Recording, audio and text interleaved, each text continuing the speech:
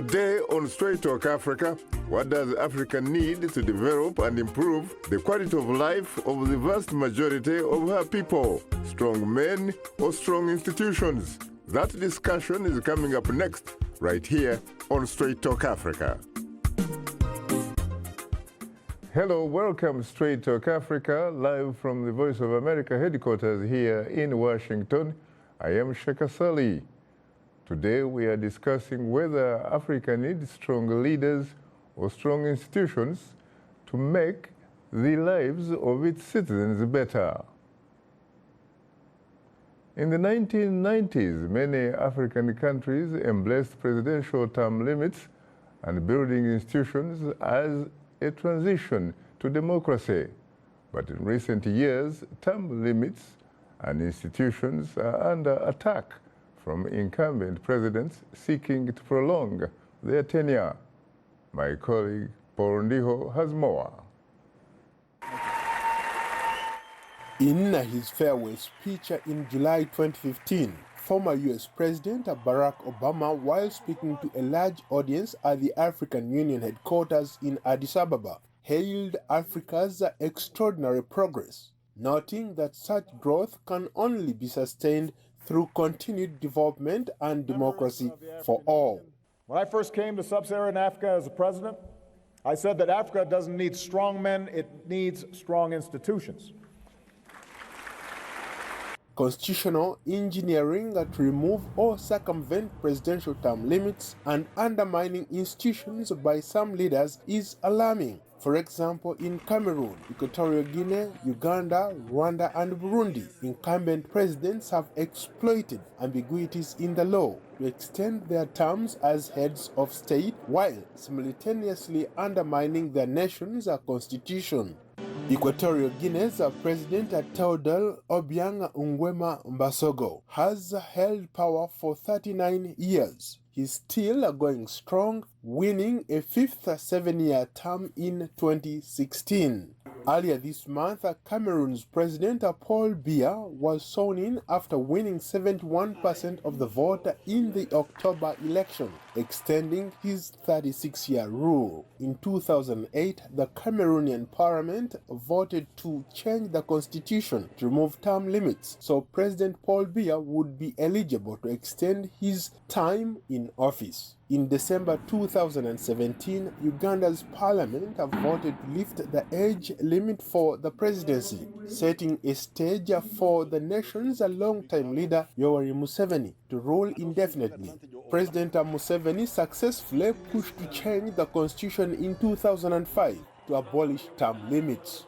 Rwandan President Paul Kagame won his last election in 2017 with nearly 100% of the vote, securing a third term in office. Kagame's re-election came after a constitutional amendment which ended a 2-term limit, allowing him to possibly remain in power until 2034.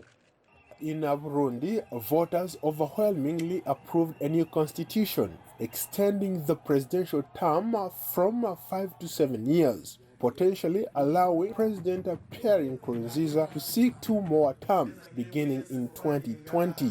Political analysts argue that perhaps former U.S. President Barack Obama was right when he said that democracy in Africa is threatened when the presidents do not stand aside at the end of their constitutional term limits. I am in my second term, but under our Constitution, I cannot run again. And no one person is above the law, not even the president. On a positive note, not all of Africa is dealing with the Strongman syndrome. For example, new Ethiopian Prime Minister Abiy Ahmed is proposing and pushing through reforms. In a historic move, the Prime Minister swore in the country's first female president, Supreme Court judge, and named 10 female ministers to his cabinet, which is now a split equally between men and women. In West Africa, opposition leader Julius Maada Bio was sworn in as president of Sierra Leone in April, replacing incumbent Ernest Bai Koroma, who abided by the country's constitution and stepped down as head of state. In January 2018, George Weah, a former international football star, was sworn in as president of Liberia, following incumbent President Ellen Johnson Sirleaf, who stepped down at the end of her second constitutionally allowable term. Paul Ndiho, VOA News, Washington. Thanks, Paul, for that interesting report. Joining us here in our Washington, D.C. studio is our distinguished guest, a former ambassador of the Republic of Benin to Washington, Omar Arouna. Hello, Shaka. Hello, how are you, Omar? Doing great. How are you? I am hugely terrific, and it's a great pleasure to meet you again. Thank you very much. You're most welcome. We expect to be joined later by another guest, Mary Uwera Coordinator with Watch Democracy Grow, the U.S. chapter. And you heard, of course, the clip. What do you think? You come from a very interesting country that experienced for a very, very long time a strong man, Yes. by Matthew Kareku. Definitely, indeed. You know, when we talk about strong men, I think we need to nuance that. Strong men has to be followed with a strong moral compass. And that's the issue with our governance in Africa. In a time of Kareku, it was probably appropriate because we're coming from a tumultuous time in the country, in Benin. And we move into a situation where the country needs to be built. And to build strong institutions, you need to have a strong man to build strong institutions. So we cannot dissociate. It's not a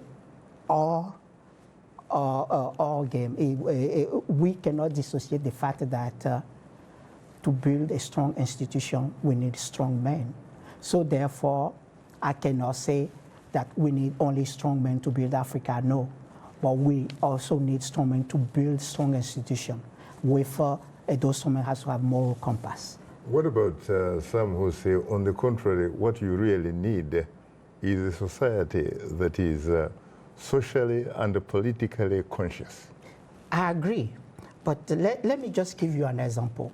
Let's say in some of our countries we have institutions such as the Constitutional Court, where there's the court of the last resort when it comes to electoral issues.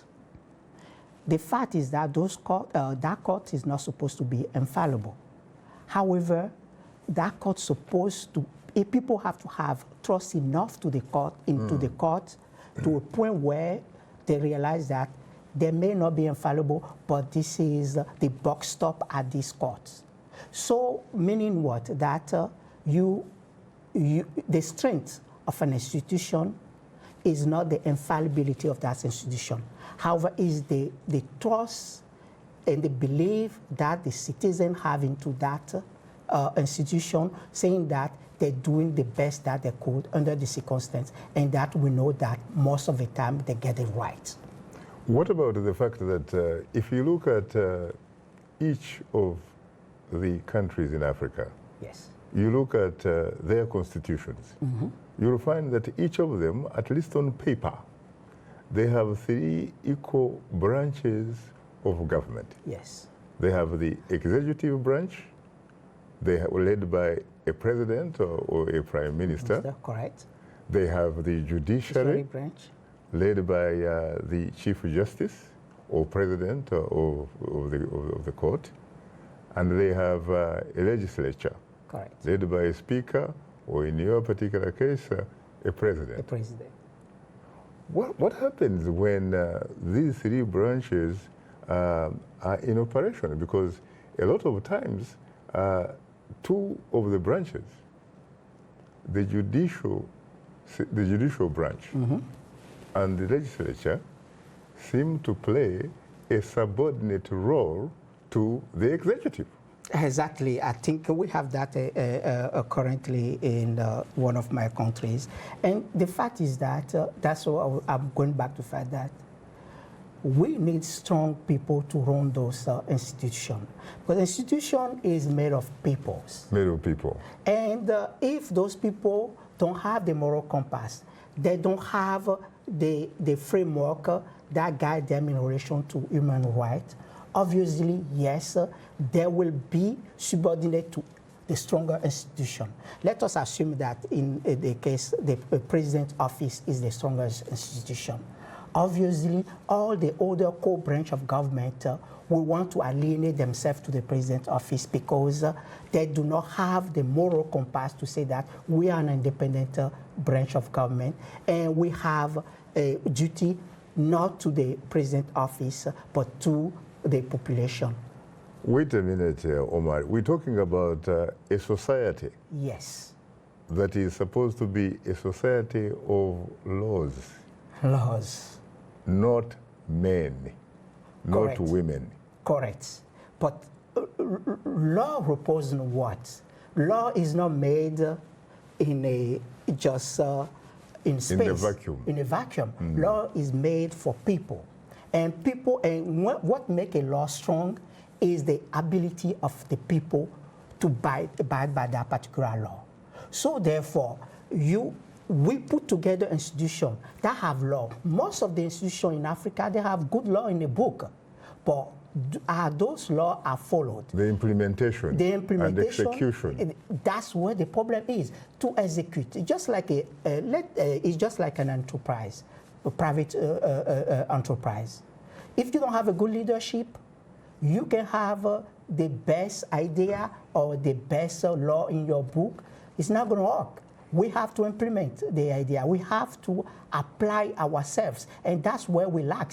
But what do you mean by good leadership? I mean, if you are a president, you are in charge of the executive, you are supposed to uphold the law of the land. You are supposed. That's the operating word, supposed. But most of our leaders, unfortunately, they don't.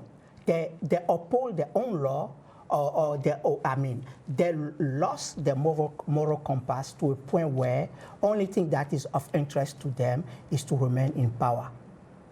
And that's why you see that most of the African countries, once they can be democratically elected, but once they come to power, they try to change the constitution so they can remain as long as they can. They don't realize that the same law that put you in there, if you don't strengthen those laws, you will not be able to basically do what they elect you to do. What about some who say that the only reason the individual who is in charge of the executive appears to be strong is because that particular individual uses the military, uses the security forces, and also his control over the treasury? Yes, I think the latter is probably the most important. The control over the treasury. To compromise people. And that's what it is. We talk about it, corruption. And the control of the means of violence. Violence. Intimidation. Intimidation. I mean, it's happening every day in some of the countries that we perceive to be a democratic country, because we forget that an election doesn't make democracy. It's a part of a process. And the election, once you elect them and they appear to be democratically elected, when they're in office, what they do is much more important than the way they arrive there. And we've seen it many times. And most of those strong leaders that come in power, they say, we have been democratically elected. And under that cover, they're worse than dictatorial regimes, basically. Yes, definitely. I think we need to look at institution and the leadership as a two-face of the same coins.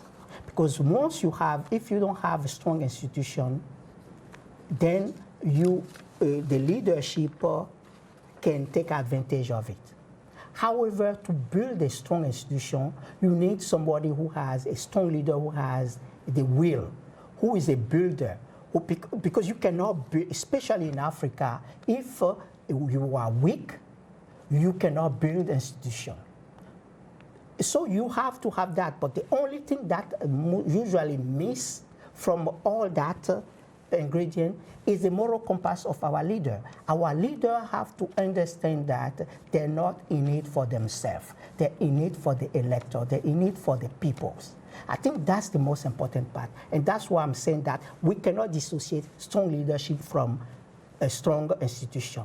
They go hand to hand. But that's what we can say. People, we want to make sure that we choose the right moral leaders. What about the issue of a population that is socially and politically conscious, politically aware of its rights? Mm-hmm. Does it make a difference? It does make a lot of difference. How? It makes a difference because they push back. You know, most of the country, especially in a country such as mine, we like to push back. And that's how democracy works. Democracy is not a peaceful state of mind where you listen to your leader and then you don't question your leader. As a matter of fact, you have to question leaders. So a country has to be, people in the country have to be socially conscious of their rights. And that's where I think is also part of leadership.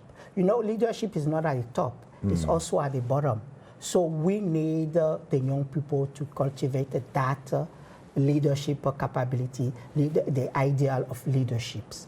And it goes throughout the society. Because you will see, actually, that most of the society where the people are not conscious, socially conscious of their right, the leader have the more tendency to do whatever they want to because they know there is not going to be a pushback.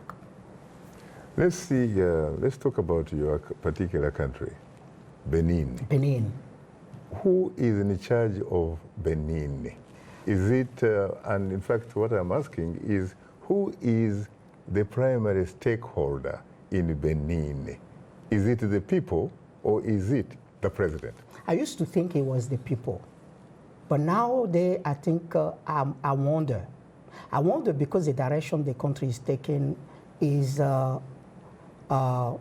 quite interesting.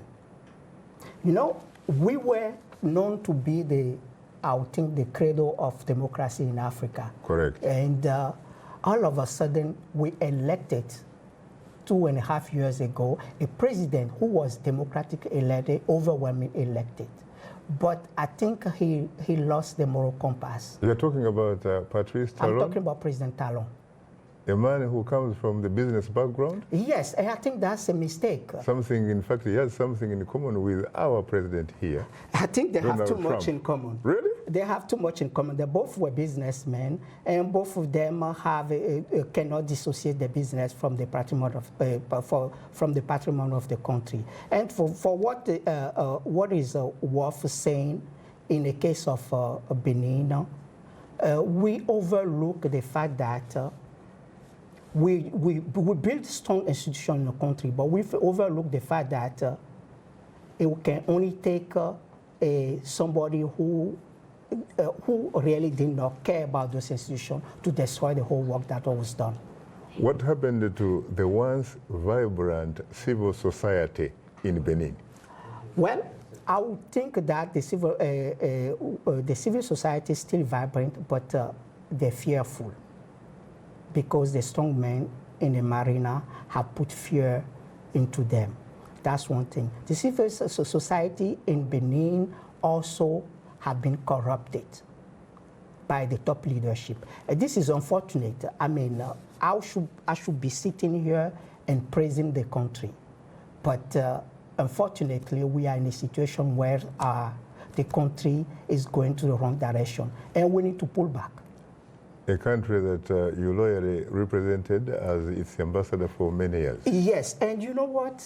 Sometimes I think about it and I say to myself, I think we shoot ourselves in the foot because we did the good work so much to present Benin in the eyes of the international as being a democratic country, to a point where people are not looking at it for what it is now, meaning that we shoot ourselves in the foot by pushing too much that rhetorical about a narrative about the good democratic country. It was a good democratic country. Institutions were being built,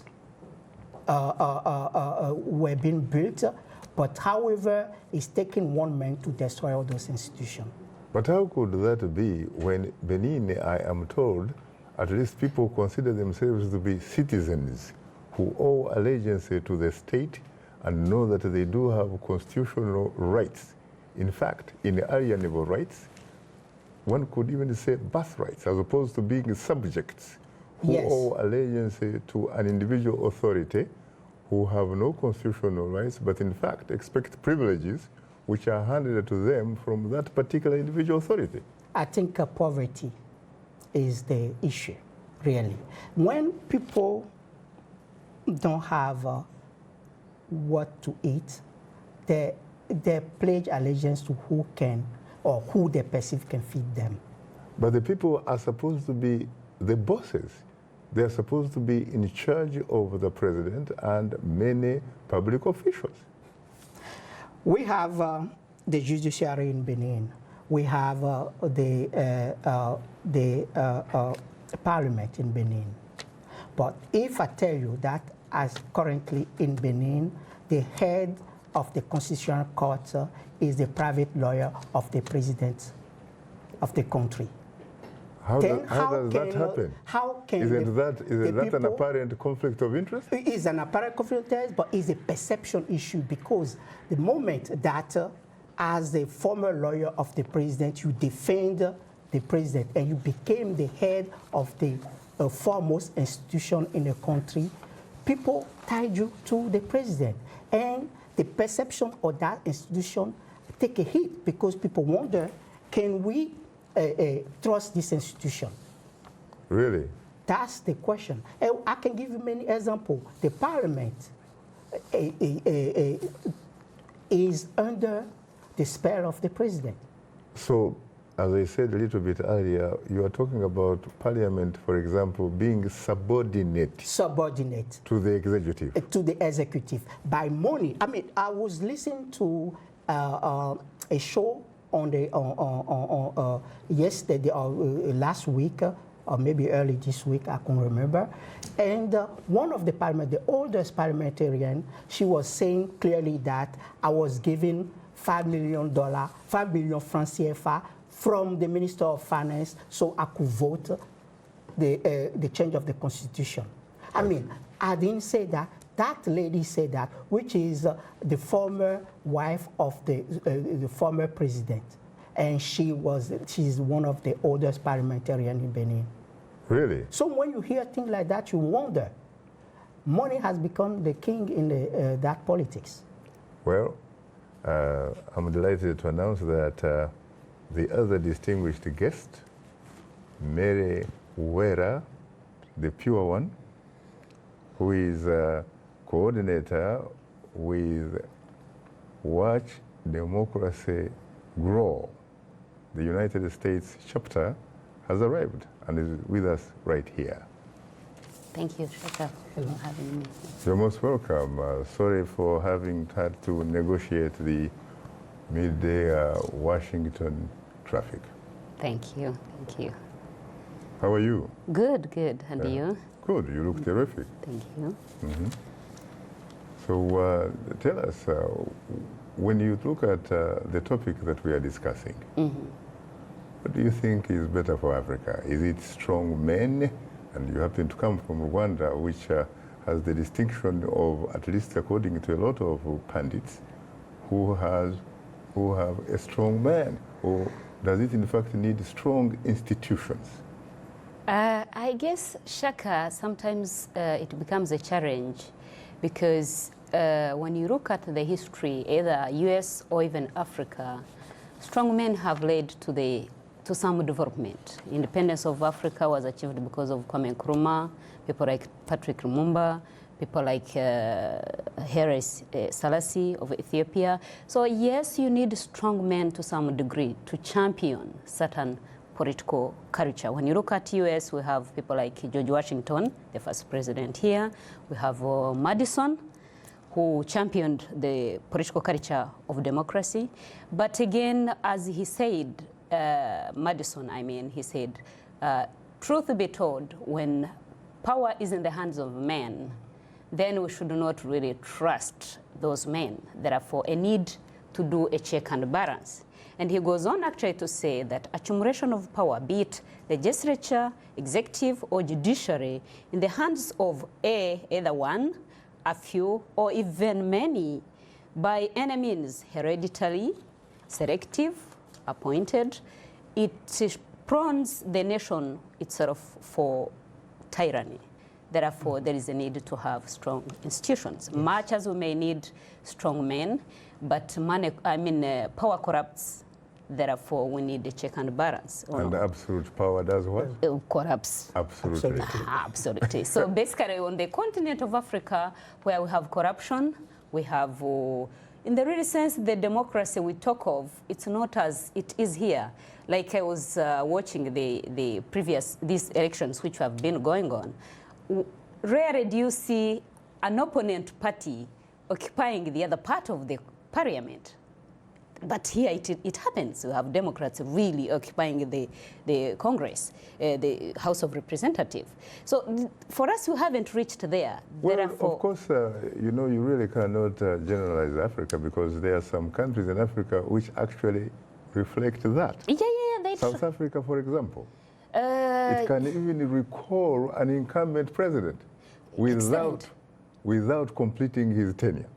And they have not only recalled one, but in fact two. But the last time I checked. Do you know why they are able to do that? Because of strong institutions, separation of power. Literally, there is no way executive party is going to corrupt judiciary. There is no way they are going to corrupt the parliament. Those institutions are independent. And even the ruling party itself, the ANC, is in fact democratic. Sure. So basically, if you really you are looking for promoting a healthy democracy, you need strong institutions. But remember again, strong institutions are built by strong leaders. Very interesting. What about in some cases where some have argued that you have some uniquely gifted individuals who can make a difference? That argument I don't really tend to buy it, because if you talk of uniquely gifted people, I tend to relate to George Washington, who forged a nation out of blue.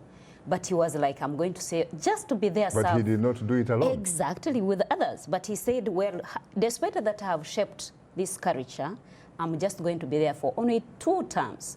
If maybe the other person comes and fails, maybe call me back. But at least let's give a chance to other people. So we wouldn't have got people like later on Thomas Jefferson. We wouldn't have got other people. Abraham Lincoln. Very good. Exactly, Abraham Lincoln. So literally, there shouldn't be one person to say that is the only person who can champion this nation. There are always, we couldn't have known that that existed if a chance was not given. So you give others, and then you know their capacity. Yeah, but what about the people themselves? I mean, it's not about, it shouldn't be dependent on the individual person who happens to occupy State House. It should be about the people themselves. If you look, for example, at the referendum in Rwanda, it's almost like a perfect referendum.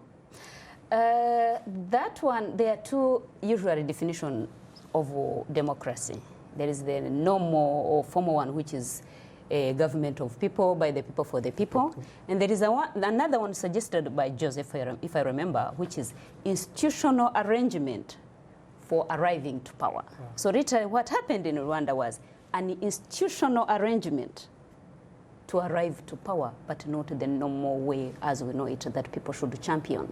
Really, that constitution because under normal circumstance, why would you change it? Do you agree with some people who have said that it was, as a matter of fact, pressure from what they call the political military pressure?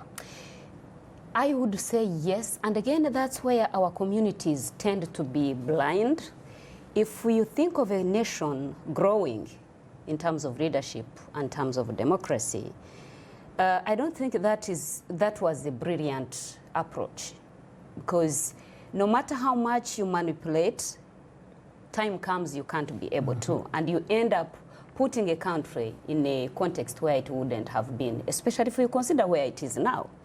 So the question is, why really change, especially that they had even different people who could have served much or even in the same way as the president. So yes, there was that pressure in the real sense, which was not fair to the president himself, because by the end of the day, the mistakes which come, we don't attribute it to the party, we attribute it to an individual. So it's not fair, really, to the candidate himself. Why? Because couldn't he have declined, for example? that is exactly what I'm saying.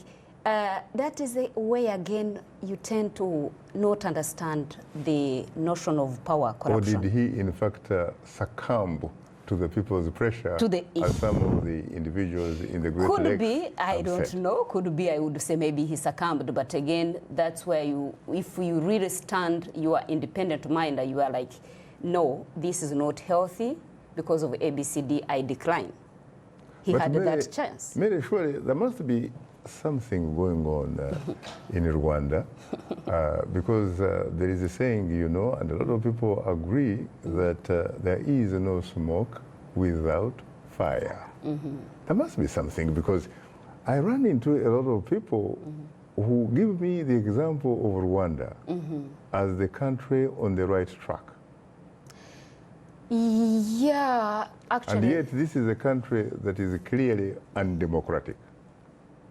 This is a country where people do not have the fundamental rights, for example, of expressing themselves freely.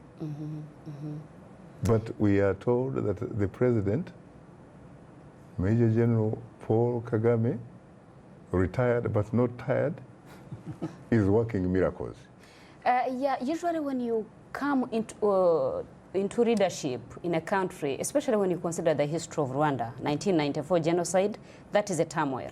So you come in and you're trying to move things to the right track. There is always an overrating of that credit in the real sense, which makes him look like he has done a lot on the, in the country. But has the issue of that genocide, how it came about, the fundamental causes of it and what have you, has in fact that issue been resolved?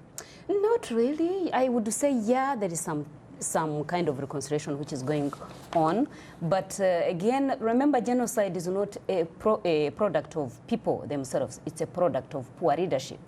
My worry is that if it is not well championed or monitored in terms of changing the ideologies that caused the genocide, which in any case would be exclusion in power, which is now also happening.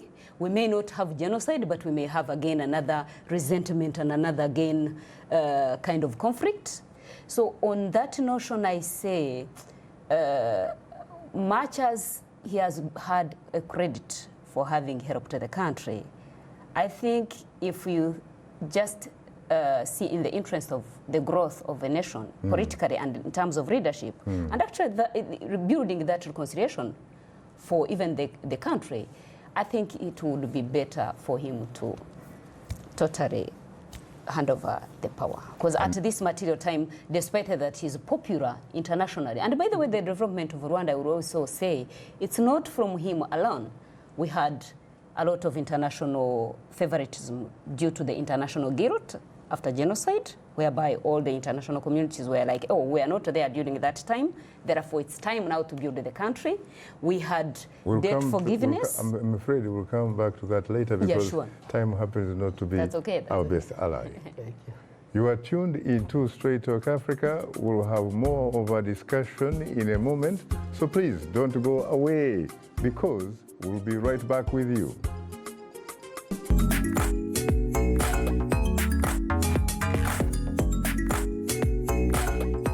Voices, we're talking about the news and issues you're talking about, sharing stories of development and growth across Africa, around the world, and in our lives. Topics that inform, empower, and change the rules. It's time for Our Voices With me, Haiti Adams Fitzpatrick, and Hadiza Kiari, and Ayan Bior, and Orion Itangi Shaka. It's time for Our Voices.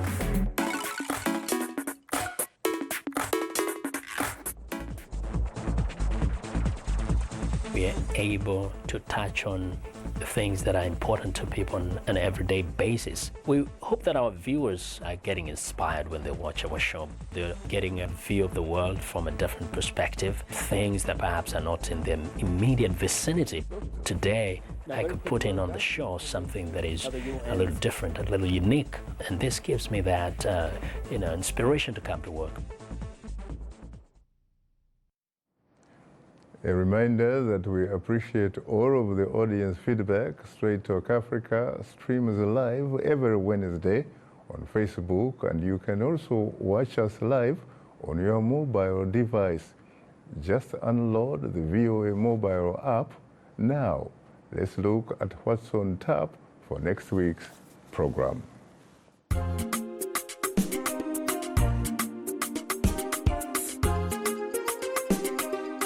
On the next Straight Talk Africa, new Ethiopian Prime Minister Abiy Ahmed came to power promising to rein in the security services, tackle economic mismanagement, fight corruption and human rights abuses. Abiy is pushing through reforms, reversing decades-old policies. An in-depth discussion on Ethiopia's new era on the next Straight Talk Africa. And today we are discussing whether Africa needs strong leaders or strong institutions to make the lives of its citizens better.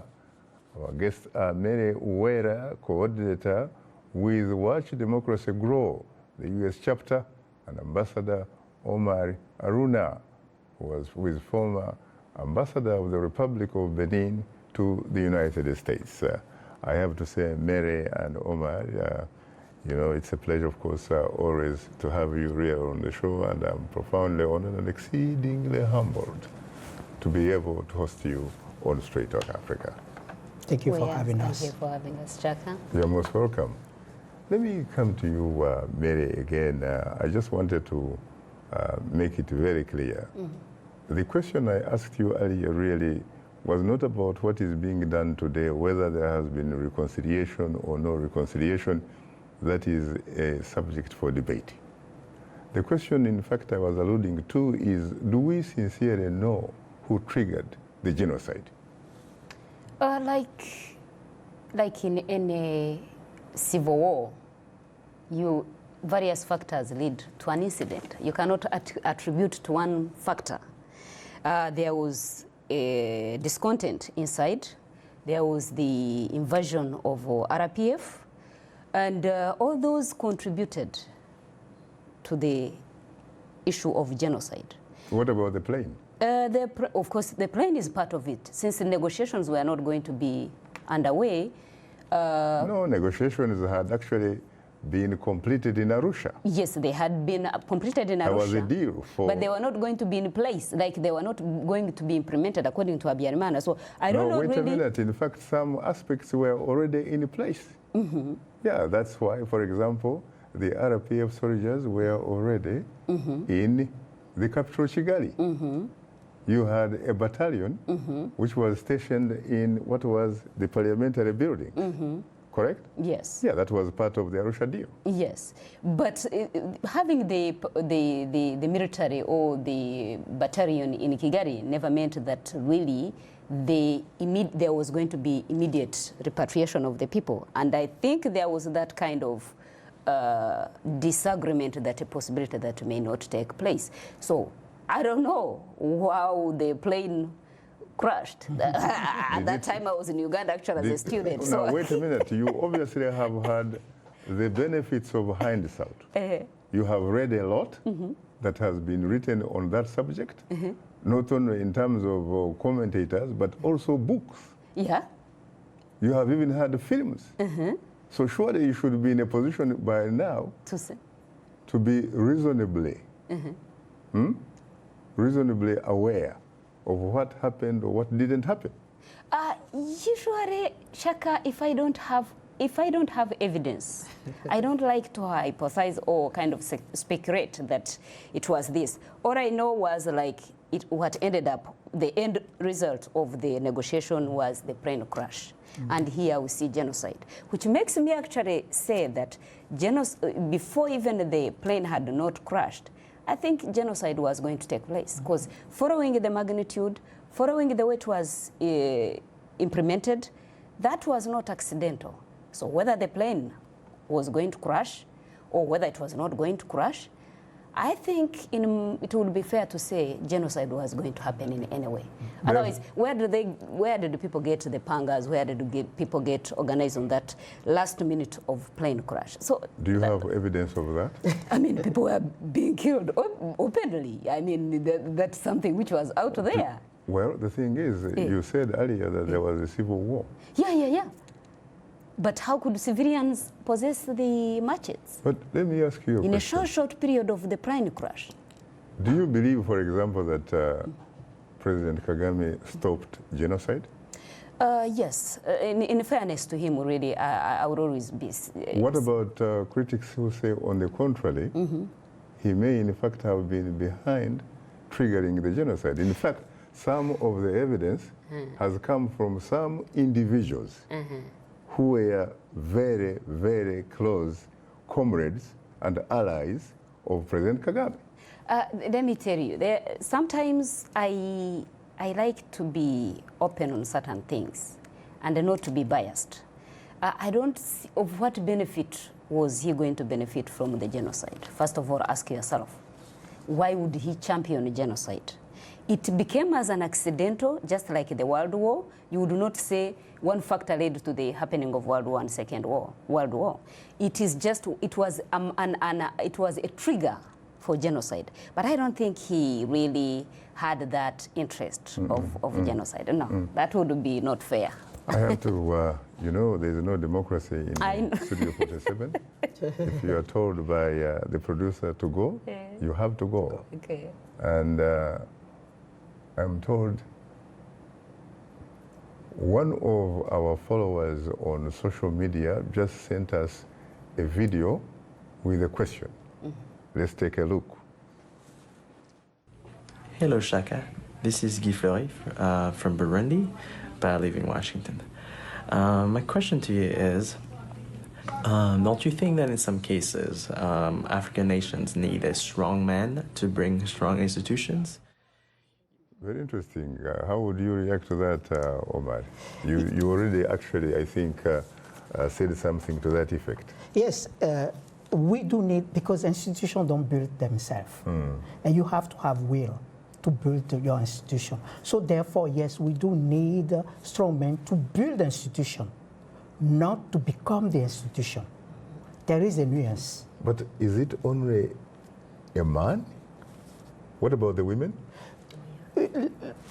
Yes, obviously. As a matter of fact, I would think that women are better leaders than men most of the time. Especially our mothers. Yes, when you think about our mothers. I would think women are better leaders than men all the time. But when we say men, we're talking about strong leader, really. In Africa, what our problem is, I think I'll say it again, we have all the best will possible, but we lose our moral compass on our way to the goal. And most of our leaders, they will come mostly with a good intention. But once they're sitting in that chair, they realize that they could do better for themselves. So they lose a common purpose. Interesting. Now, Mary. Yes, please. There is this guy, Francis Egu Lansana from Liberia. His question is it possible to have strong, good leaders without strong institutions? In the first instance, a good leader or a strong leader will build strong institutions. So if you have a good leader, definitely should be able to have strong institutions. I'll cite an example of the current Prime Minister of Ethiopia. You can see, at least, although he's just coming in shortly, but at least he's able to build here and there. So definitely the number one thing you will be able to see if a leader is good is if they are championing the building or the building of institutions. You're talking about Abiy Ahmed. Yes, yeah, Prime Minister Abiy. So he seems to be like a bridge builder and not a wall builder. Correct. He seems to be a reconciler. He also seems, frankly, to believe in openness. Yeah, sure. In transparency. So based on him, on his example, you can see at least how if you have a good leader, you are most likely to have good institutions. If you don't have a good leader, you are most likely not to have good institutions, and the issue is one, because institutions challenge the leaders. So leaders usually don't want to build what is going to challenge them. But what about the idea that it is not really the individual of the leadership, that it has to be the people really, that leadership has to come from the people, and that these people must be socially and politically aware of their rights. True. And they must therefore assert them. That takes me to the notion of Africa in comparison to the West. The West have, the people have already built their political awareness and their rights. They are able to stand and really advocate for them. It wasn't always like that in the West. Exactly. You are talking about the recent West. Exactly. So they because had. Where did the mother of all two world wars in fact come from? From the failure of leadership I know. in Europe. I know. World War I, World War II. Yeah, that's true. And that's why we say actually democracy is a process. It's not something that is just going to be out. It's a process, you build it. So basically right now, we can start building the people on the continent. And actually that goes to why within this year, I would say this is an opportunity for Africa to build the capacity of their people, because at least in the 1960s we were independence, which was achieved.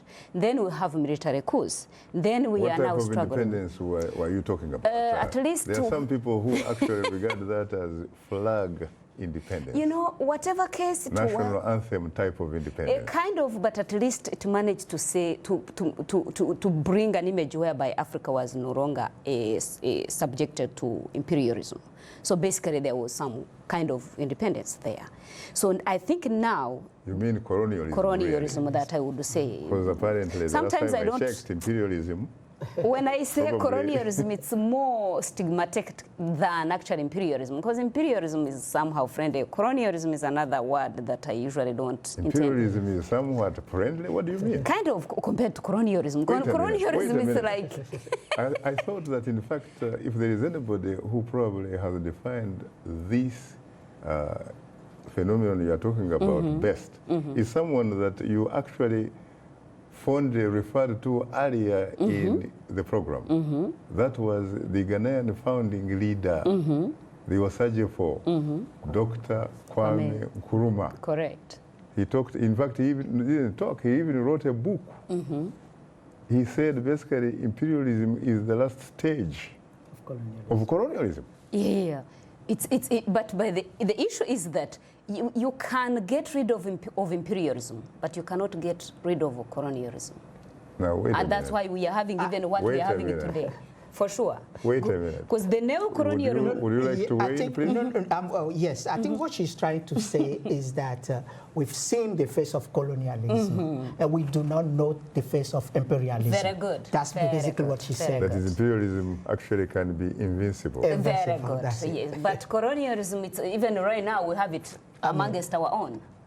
So literally... Yes, it's a mindset. No, I don't think it is... Well, yes, in a way you could say that, but in fact, guess who is in fact operating imperialism in our midst? It is our brothers and sisters who are agents of it. Correct. The Swahili have a word called Nyampara. See? So it's invisible, in other words. Well, it may be invisible in some ways, but it is actually very, very visible. And which actually worries me. What do you think a person like, for example, Mobutu Sese Seko was a Banga, represented in the Congo for over 30 years? You know, one thing we have to be sincere about is that those leaders who came after independence, they were not independent themselves. So basically, that's again the other invisible hand, which I'm saying, we were able to get rid of imperialism, but we had not yet ended the colonialism. So he represented definitely the masters. People even, actually even when you talk of Kwame Nkrumah himself, people will tell you that that very birth of African Union, that was the failure of democracy at the very beginning, because the very day they were launching independence struggle, that was the very day he was imprisoning political parties in his country. A lot of Not people. imprisoning political parties, but oppositions. Leaders exactly. of political parties. So, yeah, which is oppositions. So if we had championed that together with the independence, probably wouldn't be having what we are struggling. That's again the other school of thought.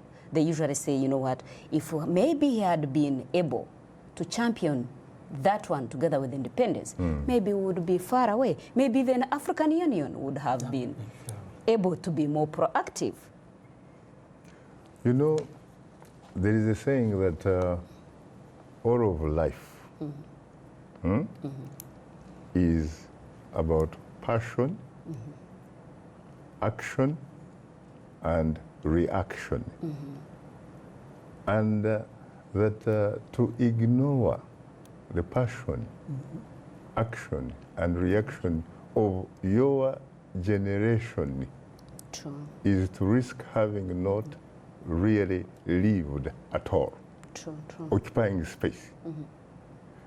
To what extent do you think that these changing demographics, the young people, in tandem with social media, which can expose them incredibly, is going to make a difference in terms of bringing about the badly needed fundamental changes on the African continent?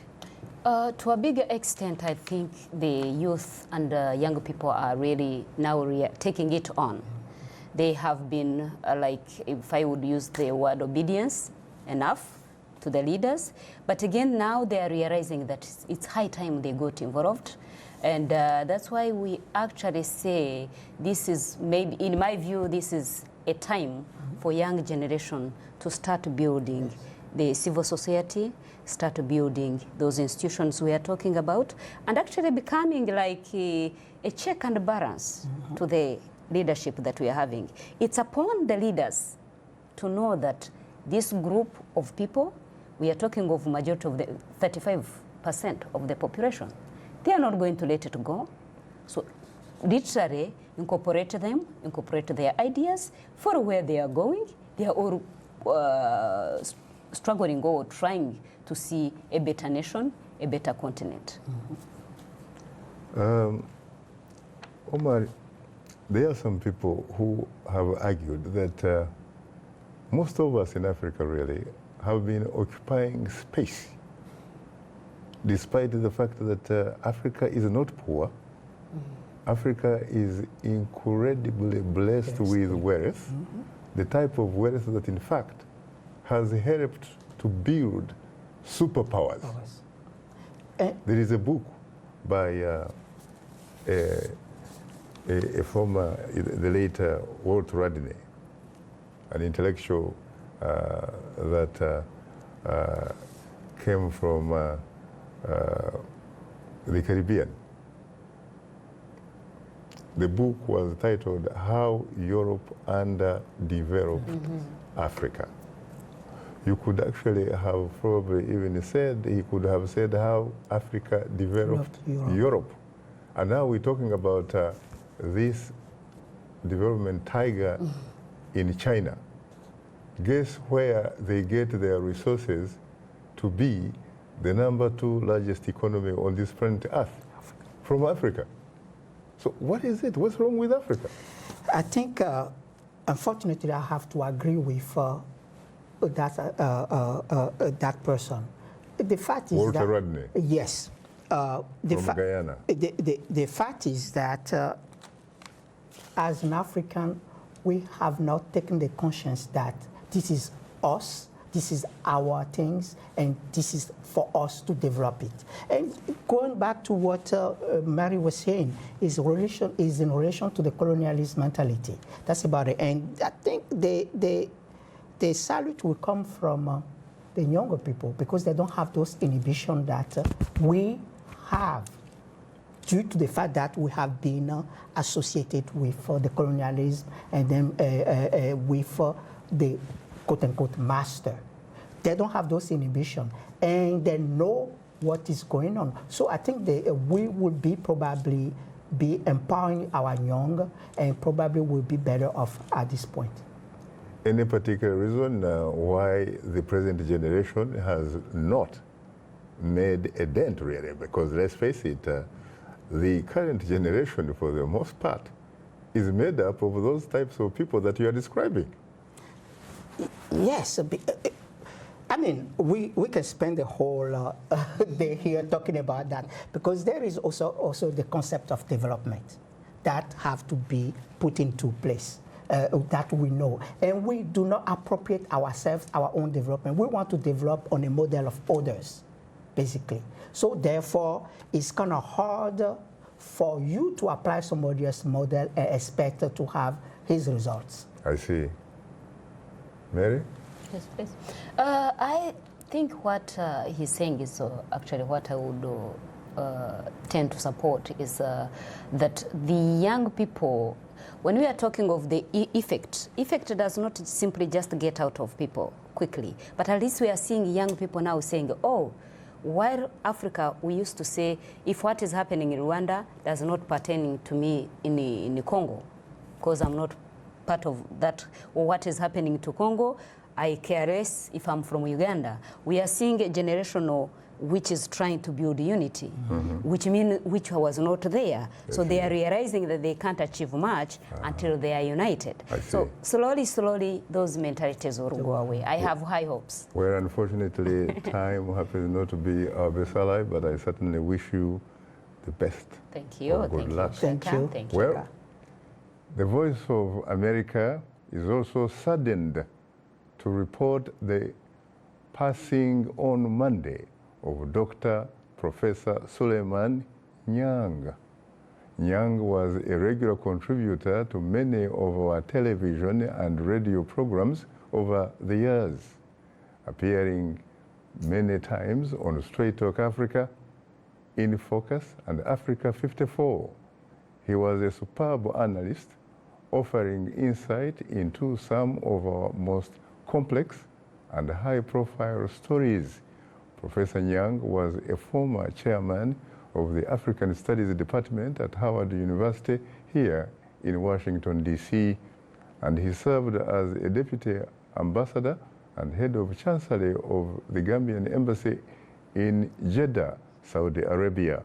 Nyang also authored many books, writing extensively on Islamic, African, and Middle Eastern affairs. He suffered a stroke last year and had been ailing since then. He was 74 years old. On that note, thanks to our guests and thanks to our field stations, along with our viewers and listeners. For many of our Voice of America radio affiliates, Learning English is coming up next. And tomorrow morning, it's Daybreak Africa with James Bate.